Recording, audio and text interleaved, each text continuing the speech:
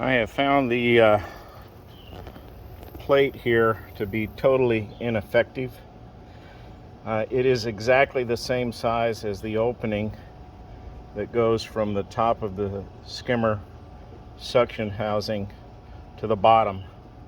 What happened was I put it in as I was trying to get it exactly centered. It sucked down in, and now it's jammed in. I can't pull it out because it's just a touch bigger than the lip, so I'm going to have to shave off part of it.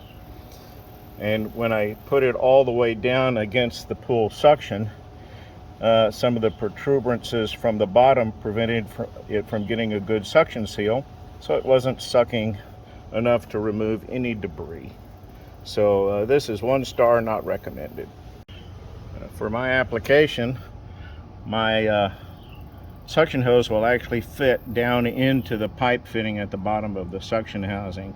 So I have no restriction caused by the smaller diameter of the upper hose connection on the vacuum plate, and I have no leakage whatsoever compared to what you may have seen in the first part of the video.